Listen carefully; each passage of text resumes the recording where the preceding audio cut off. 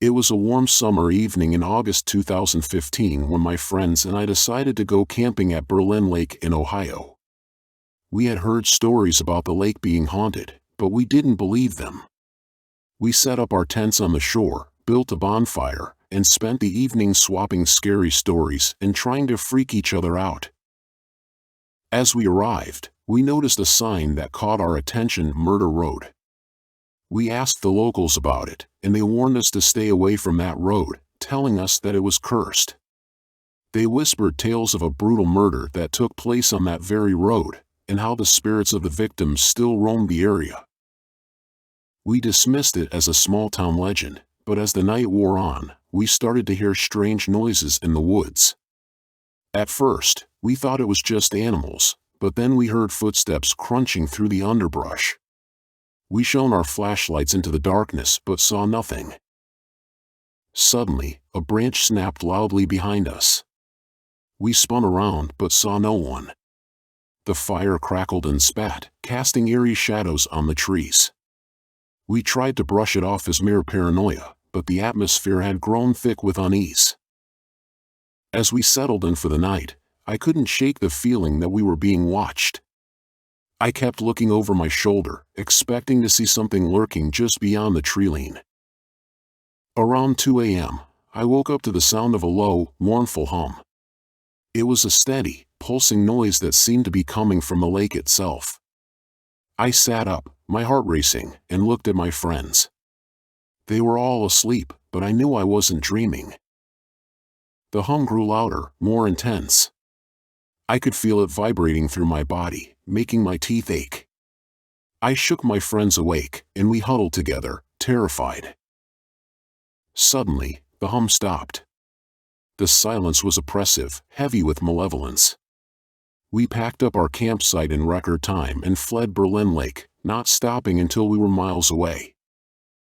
As we drove away, we noticed that our GPS was taking us down Murder Road.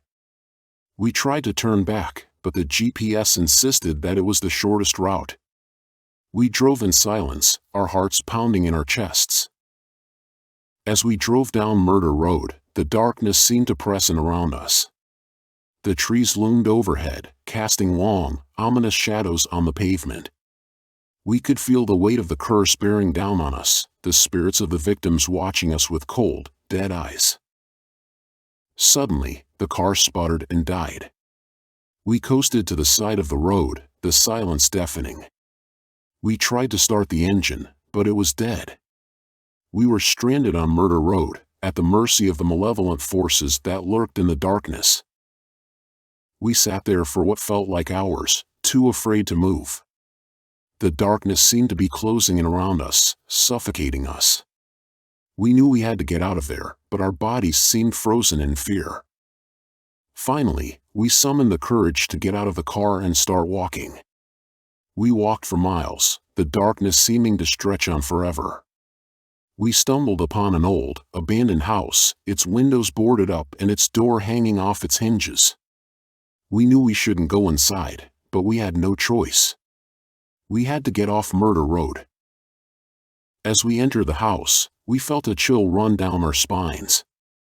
The air inside was thick with the scent of decay and rot. We knew we weren't alone. We could feel the presence of something malevolent, watching us from the shadows. We searched the house frantically for a phone or a way out, but there was nothing. We were trapped. And then, we heard the footsteps. Heavy, deliberate footsteps, coming from the floor above.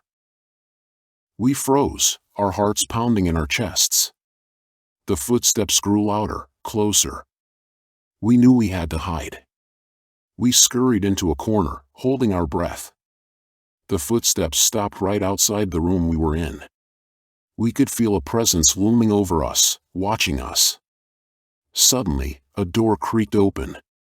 We saw a figure standing in the doorway, its eyes glowing with an otherworldly light.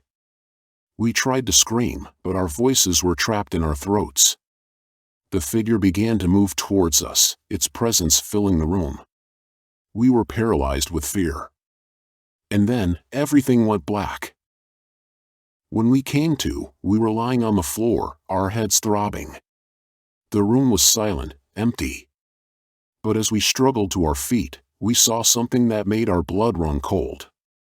On the wall, in letters that seemed to be burned into the paint, was a message, "You'll never escape." As we stumbled out of the house, we felt a sense of relief wash over us. We knew we had to get as far away from that place as possible. We drove for hours, the silence between us finally broken by the sound of our own ragged breathing. But as the sun began to rise, casting a warm glow over the landscape, we felt a sense of hope creeping in. We knew we had faced something truly evil, but we had made it out alive. We decided to stop at a small cafe for breakfast, and as we sat down at a table, we noticed an old man watching us from across the room. He nodded at us, and we nodded back, feeling a sense of solidarity with this stranger. As we finished our meal and prepared to leave, the old man approached us. "You're the ones who made it out of the house on Murder Road, aren't you?" he asked, his eyes twinkling with a knowing glint. We nodded, still trying to process our ordeal. The old man smiled. "I've been waiting for you. You see, that house has been a curse on this town for decades. But you too, you've broken the curse. You've faced the darkness and come out on top." As we left the cafe, we felt a weight lift off our shoulders. We knew that we would never forget our terrifying experience on Murder Road, but we also knew that we had emerged stronger and more resilient because of it. And as we drove away from that place, we felt a sense of hope and renewal that we had never felt before.